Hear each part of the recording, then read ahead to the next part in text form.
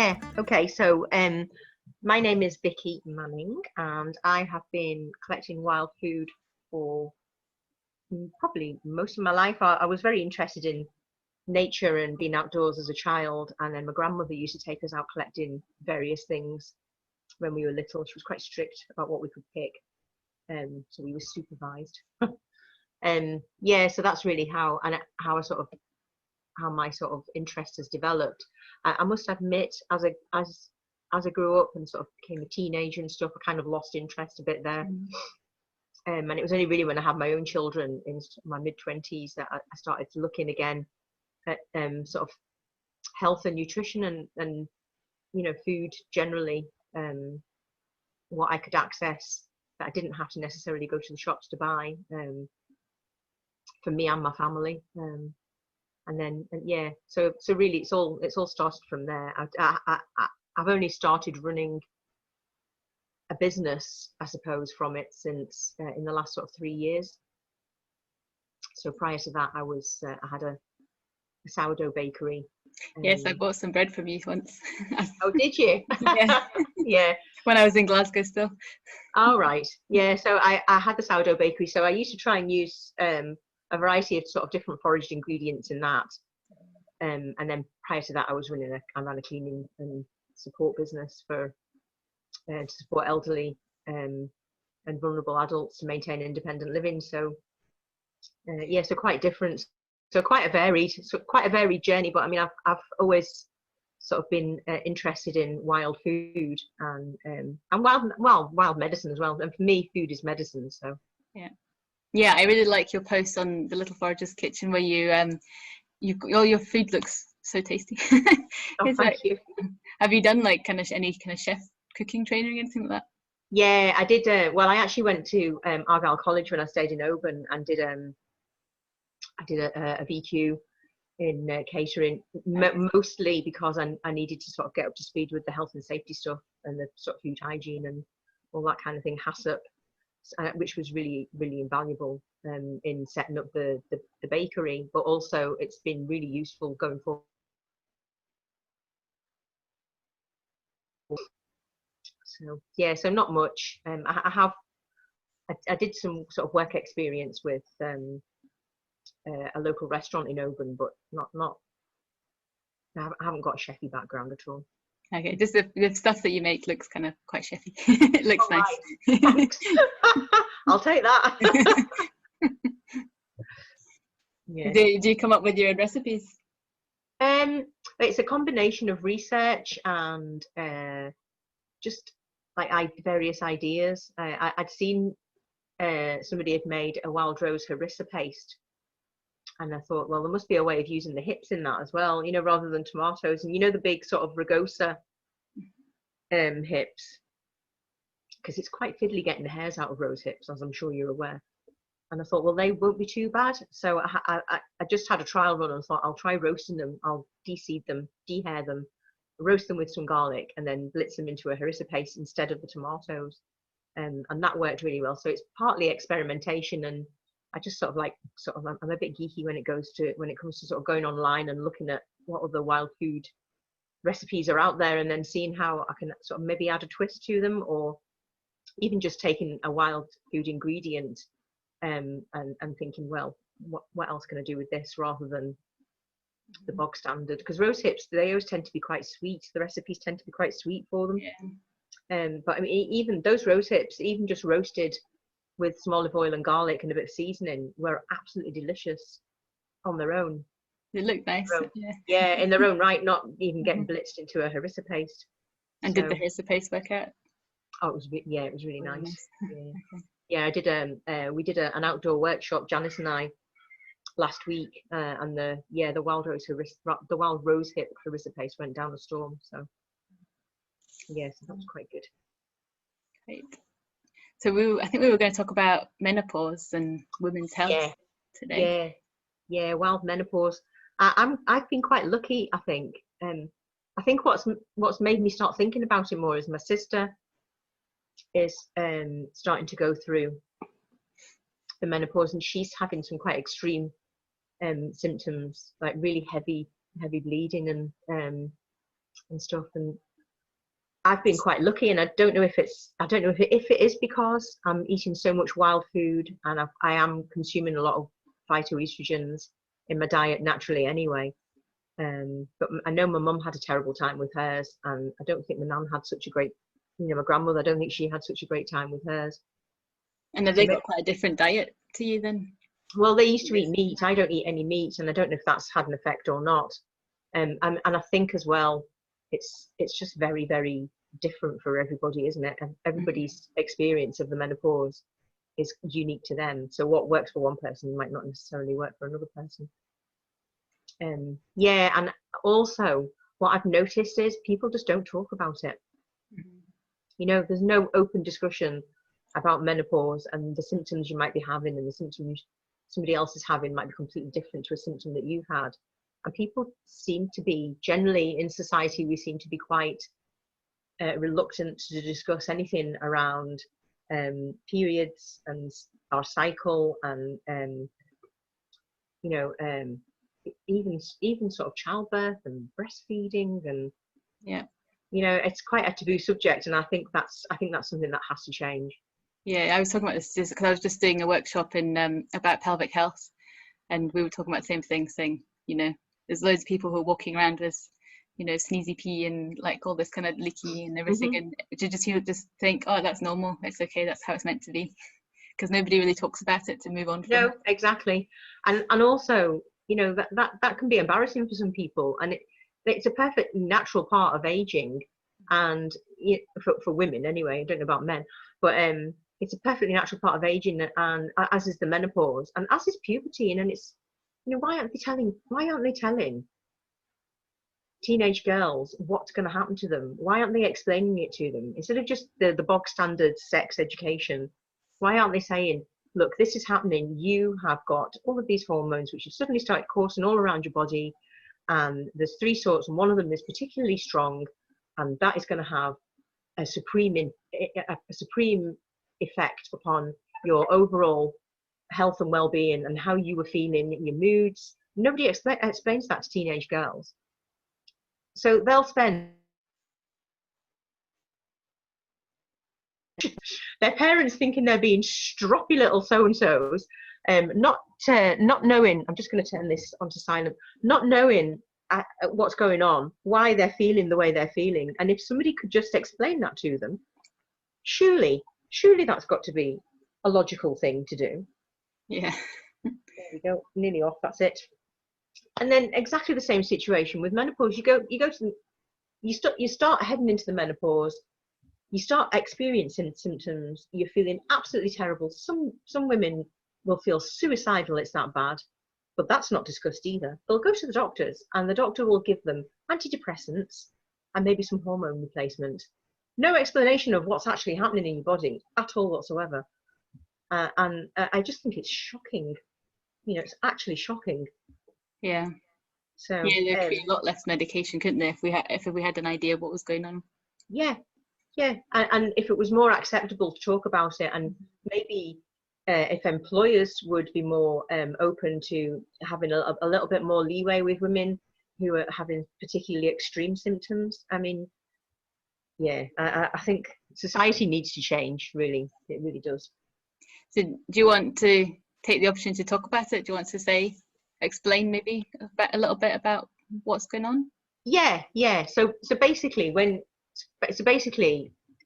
girls are born with the ability to produce estrogen, and then when they hit puberty, they'll start producing. So there's 3 types of estrogen. So they'll start producing 3 types of estrogen. So one type of estrogen, which is a much weaker form. I'm not going to give you the names of them.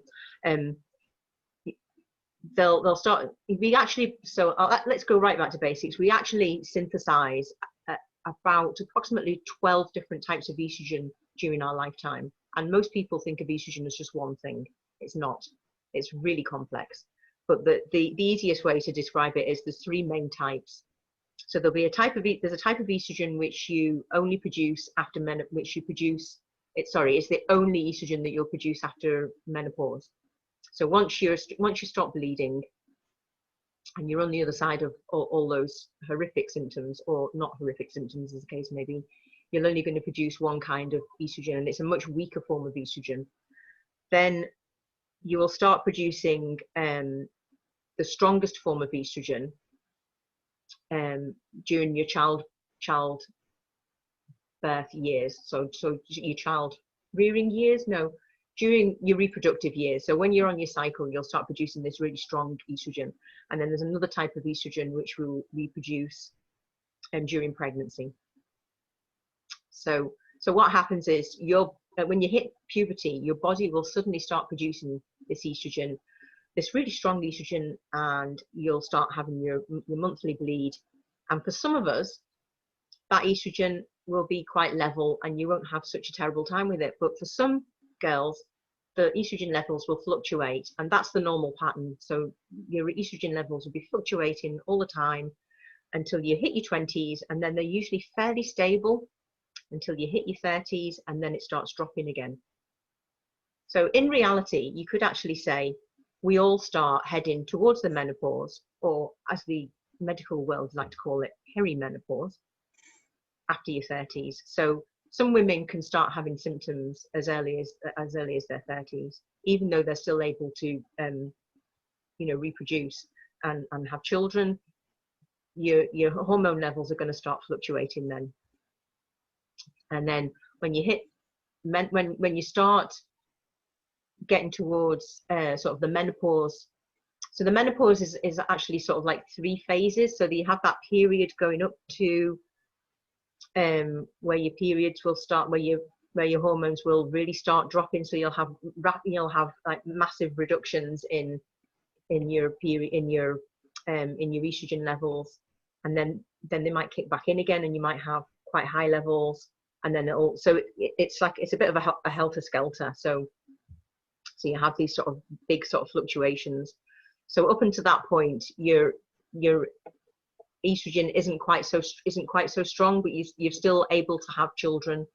You'll hit that sort of middle phase where your estrogen will be sort of all over the place, and then your periods will stop, and then you'll only be producing the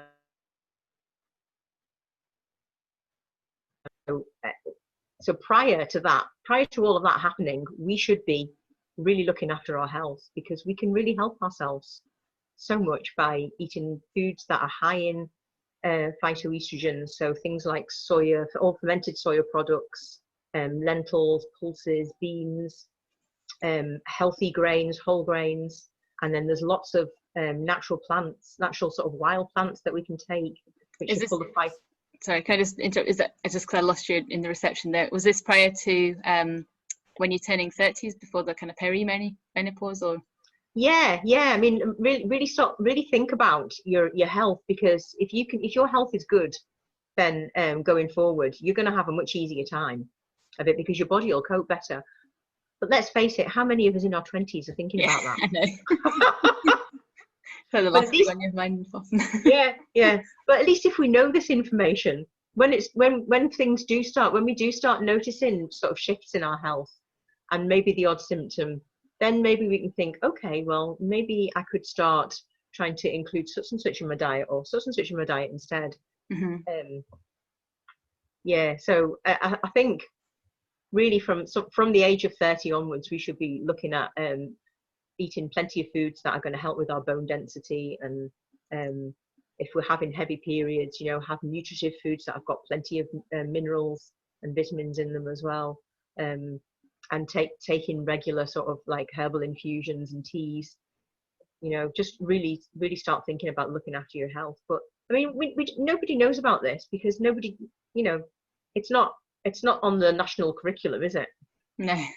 And most male doctors probably haven't got a clue themselves. They don't want to talk about it either.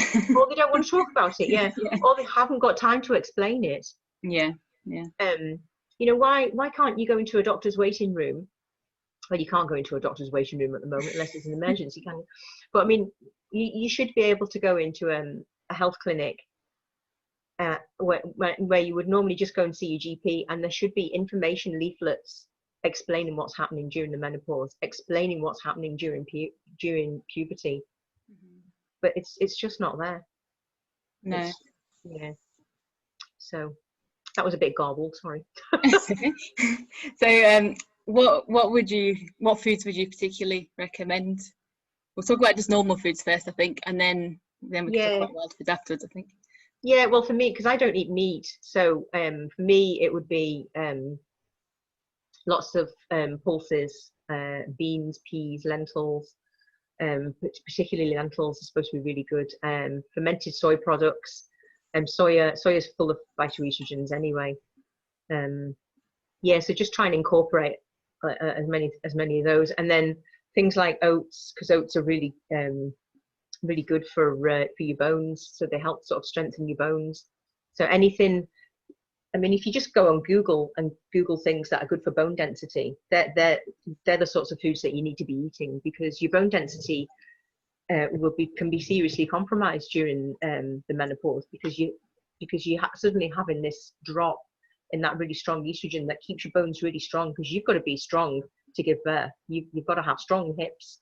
You know, that whole pelvis area has got to be tip top to be able to push a baby out, as we both know. So, you know, that sort of thing, you need to really sort of be looking at your sort of bone health, I would say. Yeah, so things like leafy greens and vitamin D and out in the sun, and all that kind of stuff as well. And like weight bearing exercise and stuff, wouldn't you? Kind of. Pelvic floor exercises. But not just Kegels, can I say? Yeah, they are not the be all and end all everything. No, absolutely not. Yeah, all those sort of dark leafy greens. So your cabbage, your kale,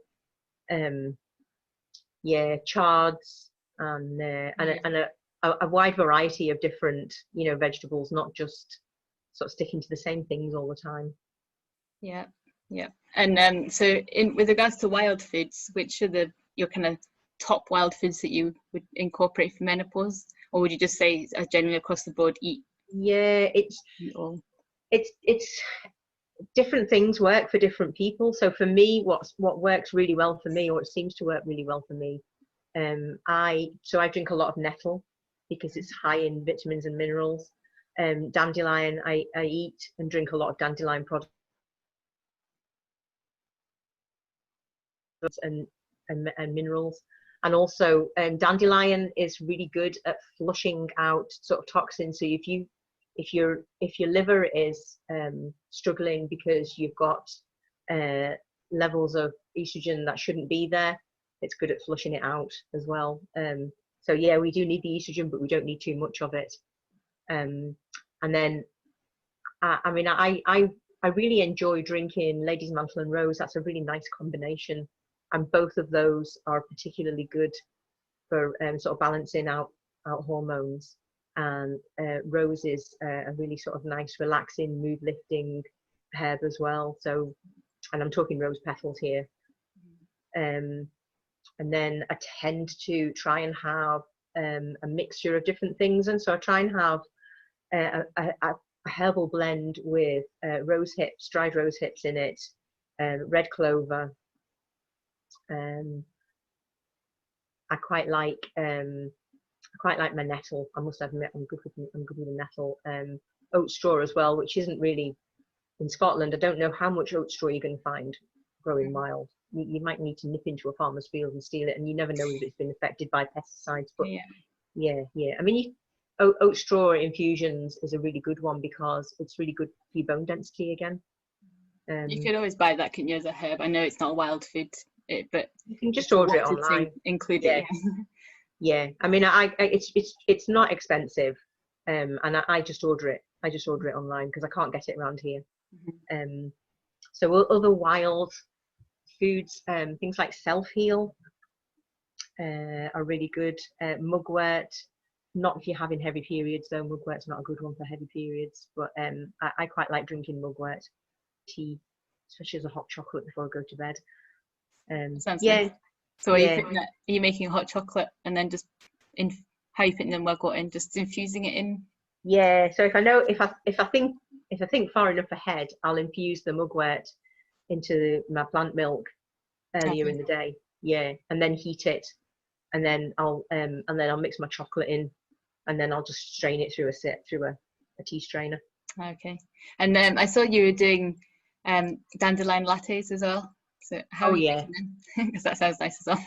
Yeah, so dandelions, it's a bit, yeah, it's a bit of a process with the dandelions because because I've got the allotment, and all of the other plot holders think I'm nuts because I've been cultivating my dandelions all year, because you do need quite a lot of roots, and it's so much easier digging them out of a bed than going off somewhere with a spade and trying to dig them out somewhere wild, Yeah. because the ground's invariably more compacted, isn't it? Mhm. But yeah, so you sort of need a good quantity of dandelion roots, and then the washing, that can be a bit of a struggle as well, because dandelions, they don't just grow straight down; they're all over the place, and they sort of twist around each other, and so Yeah, you've I've been got to give. trying. No, Yeah, I've just been digging out some dandelion roots. But half of them snap, so I only get little tiny bits of them. Oh. yeah, yeah. I know it's really hard getting the Mm, whole thing out. Yeah, so and then I just give them a really good clean. I just chop them up, and then put them in I just blitz them in the food processor, so they're already quite small, and then that means that I don't have to dry them out it doesn't take quite as long for them to dry out. And what I tend to do is I tend to spread them onto baking stones in the oven at about 60 degrees for about an hour, and then I turn the oven up to about 180, and it probably takes between half an hour and an hour. So they need to be quite sort of dark, quite a dark sort of browny colour. And then I just put them through the coffee grinder, and you end up with quite a fine sort of powder. I could put them through the coffee grinder, and then I put that through a sieve, so I end up with a sort of a dandelion root powder, and it just looks like, the sort of instant coffee powders that you can buy in the supermarkets. It just looks like that, and actually it smells quite like that. It doesn't taste like coffee, I would say. Have you tried it, Rox? no, that's why I was just picking my dandelions to do. Well, I was picking my dandelions for two reasons. One, to try making a coffee, and then two, because I bought some dried dandelions roots, and when I ate them, they tasted really sweet, and I thought, oh, this might be quite nice as a sweet that I could just use for my kids. So but I haven't tested it out yet because I've just got to the point of washing my dandelions. But Right, okay. See, I made tea for a group at the allotments last year, just with the fresh root, and they were all like, oh. They thought it was terrible. But yeah, I mean, dandelion root can be quite bitter as well. I Where wonder did you get the root from? Um, it was where was it? It was a shop in Edinburgh. I can't remember. Right. A herbal shop in Edinburgh. Yeah, was it already dry? Mhm. Yeah, that'll be why it wasn't. Yeah, you can roast them as well they're a little bit like you know how beetroots, when you boil them, the skin sort of peels off. Mhm. Well, the dandelion root's a bit like that, but it's a really fine line between boiling them to a mush and boiling them so that they're still firm enough to get the skin off and roast as well. Oh, Um, okay. and you sort of roast them with a bit of oil and some salt and pepper, a bit like you would a roast potato, Mhm. and that's quite nice. Or you can just sort of flash fry them in some really hot oil in a frying pan, and they're quite nice like that as well, as almost as a sort of side vegetable. Mm. But yeah, I mean, I just roast them. I tend to just gather them and roast them and blitz them. I've made Peshwari naans with them and All right. replaced the coconut with fresh dandelion. But I've done like a mixture, because, like I said, fresh dandelion root is quite bitter, and that worked quite well. And I've also made like a sort of it was a sort of chocolate and peanut butter oat bars with the fresh shredded dandelion root through them, and that was quite nice actually. That was. Summer. Mm. I think all the sweetness from the peanut butter and the chocolate masked the bitterness of the dandelion. But Maybe the bitterness sort of, or dandelion kind of blended it in a bit as well. And I think people always complain about dandelion being really bitter, and yeah, I know it depends on at what point when you eat the dandelion. But in some ways, I yeah, quite like that bitter taste, and I think it's definitely a taste that lost. Oh yeah, yeah. Well, we're so used to eating all these really sweet vegetables, aren't we? I mean, look at, well, kite.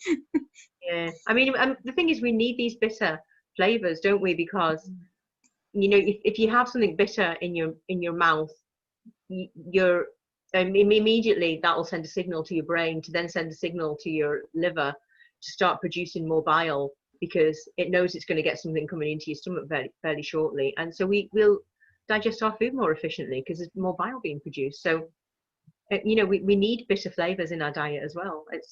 In fact, it's quite important that we have bitter flavors in our diet, but we all tend to sort of gravitate towards sugary things, which are actually really bad for us, and they're bad for inflammation. And Yeah. Yeah. And it was something that people used to do in the past, at least in Europe, wasn't it? With when you've got your bitters. Yeah. An aperitif. Yeah. Digestives and aperitifs. Yeah. Might be something that's good to put in again. I wonder if people would be more likely to do it, because it's almost, because they're quite often, you know, like a bit of alcohol or something. So maybe people can think, oh, it's a good, easy thing to take, you know. Yeah, that would be a good thing to have at the Wild Food Festival. An aperitif session. Yeah. Yeah, I bet that would be really popular. Yeah. Yeah. So what else do you have in your because you have a workshop, don't you? The menopause workshop.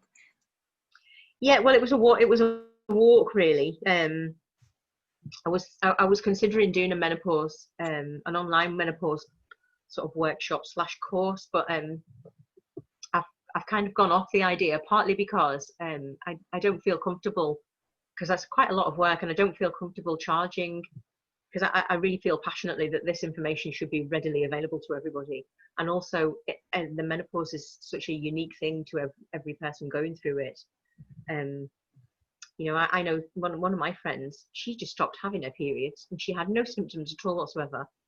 And she's the same age as me. She's a year older than me, actually. But her period stopped 5 years ago, and that was it. Nothing. She's had no symptoms, no, or she said she doesn't wake up having a dreadful fear or anything. You know, it's just, that's it, stopped. That's good. And then you know, some people will have hot flushes and feel really high levels of anxiety, and they'll suffer with osteoporosis and terrible migraines, and you know, all sorts of terrible things, you know, really bad symptoms. And then a lot of people will just have sort of middle of the road symptoms, you know, a few hot flushes, maybe the odd night sweat, a little bit of anxiety. So for everybody, it's really, and not everybody will have all the same symptoms either. Some people will maybe just feel, will just have a few hot flushes now and again. And for some people, a hot flush may last 30 seconds, but for some people it may last 10 minutes. So, you know, it's just really, really different to everybody. And I think it's, and also I'm not a medical professional, not by any means. I've just gone out and done the research for myself, and done the research and been horrified that this isn't readily available, and everybody should know about this. So I did the menopause walks.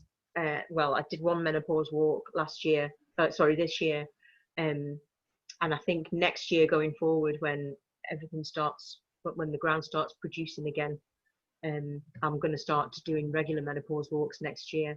But in the meantime, I'm going to start a menopause support group online, and I'll just invite people to join, and we can all talk about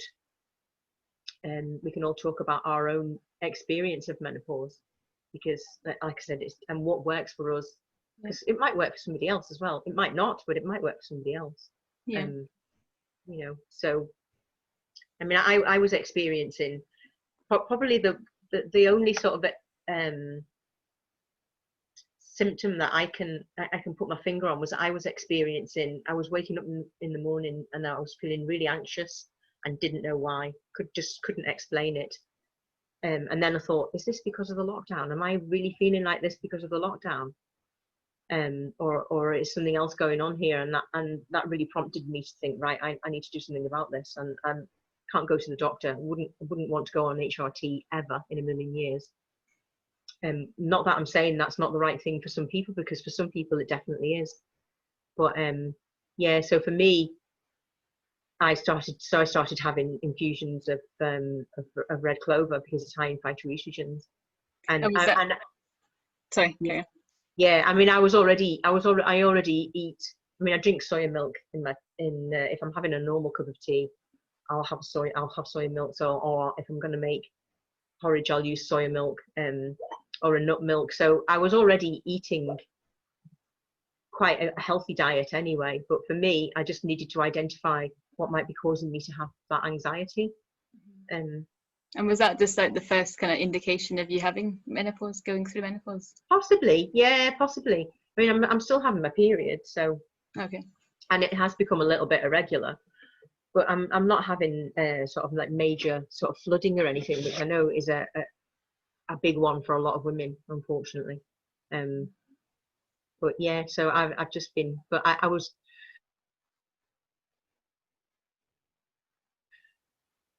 really started looking into why I would be feeling anxious and what was going on, and that's when I did the research and discovered about the the fact that there's just more than one type of estrogen, and obviously falling levels of I think it's estradiol, the really strong estrogen, can have a serious impact on your mental health, and it can have a serious impact on your bone density as well. So yeah, so for me, that's what I started.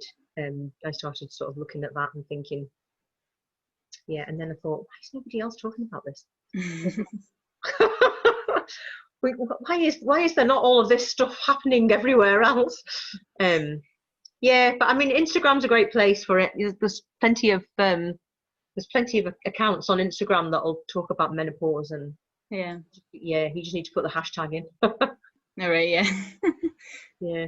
And so where can people join on to your course? Is it going to be on your website or?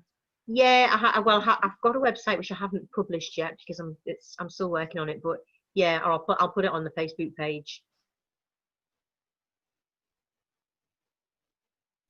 I'll make it an event, and if people want to join, I'll maybe do it. What we'll do is, I was thinking if we get together once a month, maybe a group of not too many, because if we have a massive group, if there's hundreds of people, nobody's going to discuss anything. Yeah.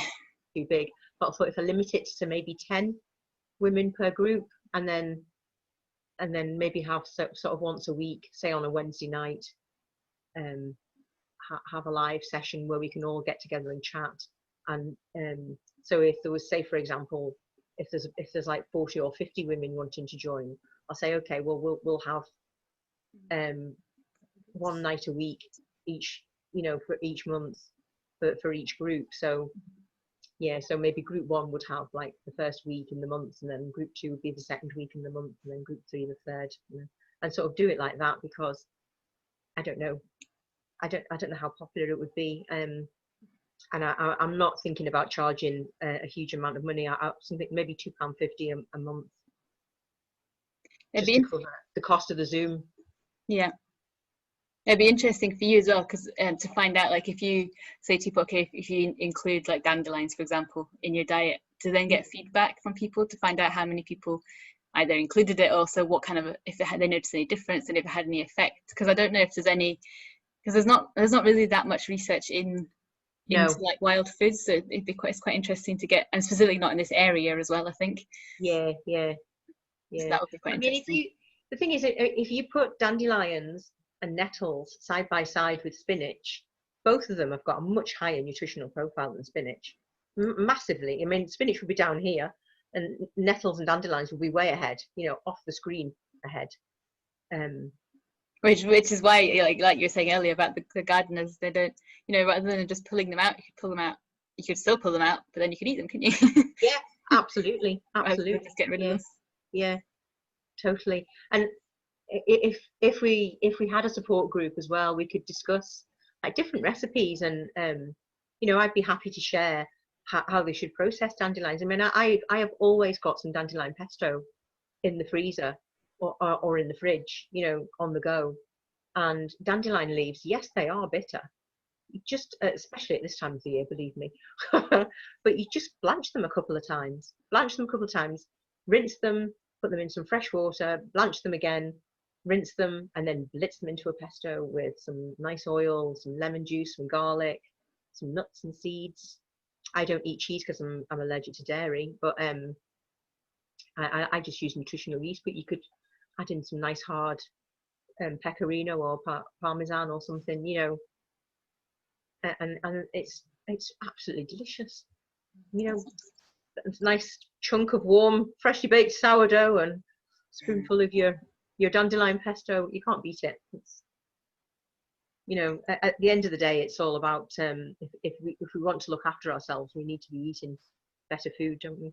Yeah. And I don't think you could eat much better food than the stuff that's growing wild on your doorstep. Hasn't been treated with pesticides. You know, it hasn't been intensively grown. It's grown up its own back. It's strong, and it's full of phytonutrients. So You don't have to worry about food miles and food no, deteriorating as well, do you? If it's been sitting yeah, for a long period exactly. of time. You couldn't be more sustainable if you tried, could you? At the end of And the day. when you're picking the dandelions at this time of year, are you picking the young ones or the older ones for if people want to go out and do So it themselves? yeah, so at this time of the year, I'm digging up the roots. So I'll take the leaves. I'll take the whole thing, bring it home. I'll check some of the leaves. Might on the more mature dandelion plants might be a little bit iffy, so they'll go. I won't eat those. But as long as they're healthy looking, I'll eat them. In the spring, if you want to include them into salads, you know, the smaller the leaf, the less bitter it'll be. So the young, sort of tender looking. Same with any sort of salad leaf, isn't it? Really. And then as the leaves mature, so the bigger the leaf, the bitter it'll be. So, but yeah, it's quite nice actually. I quite like having sort of like young dandelion leaves chopped into a sandwich with some nut cheese or something, and it's almost mustardy. And you can throw them into sort of like soups, and you know, if you're doing a casserole, or if you're making a stuffing for something, or you know, you can just use them as you would any other sort of leafy vegetable. Yeah, and it's quite a good one, isn't it, for people to generally, you know, most people generally recognise dandelions. So.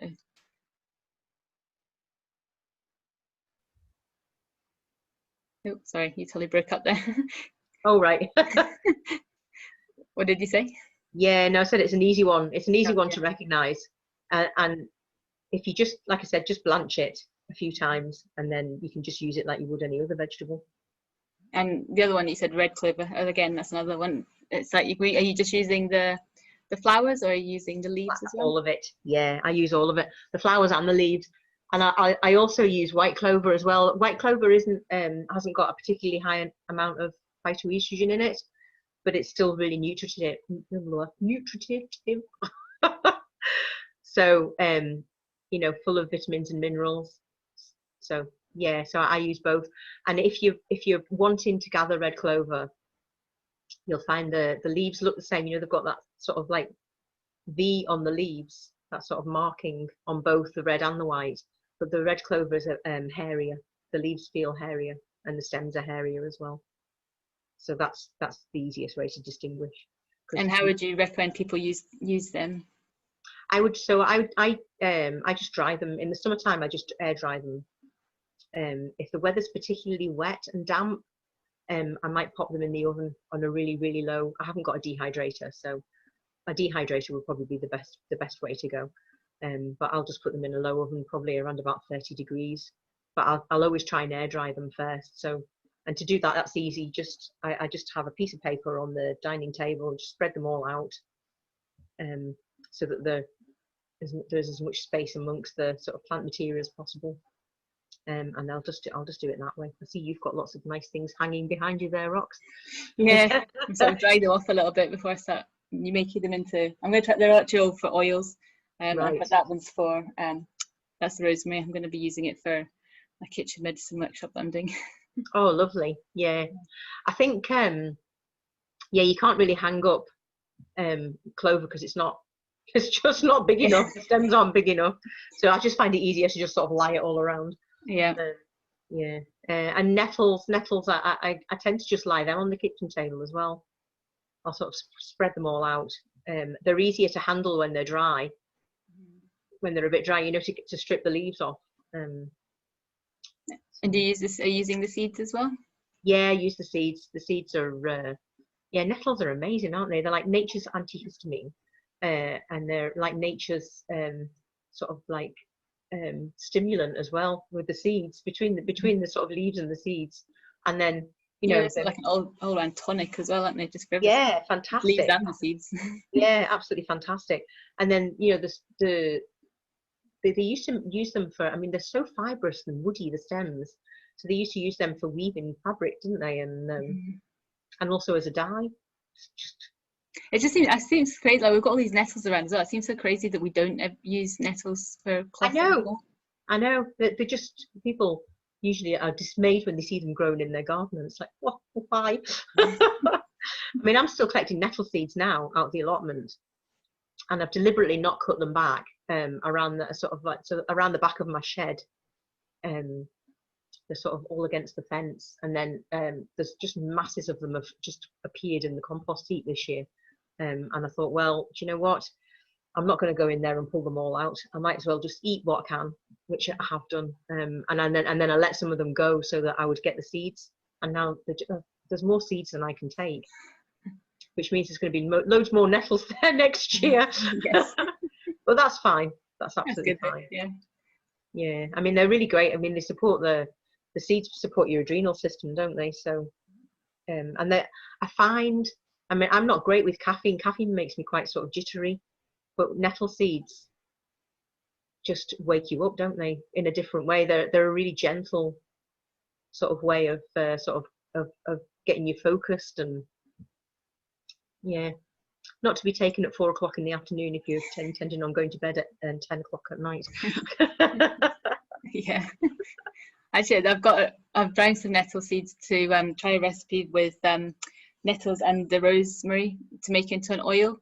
So apparently Right. it's an old Roman recipe for putting on, particularly for small joints, for helping like ease the pain in small joints. Oh, right, So that okay. might be something that you'd be interested in trying. Yeah, With all your nettle that would be, seeds.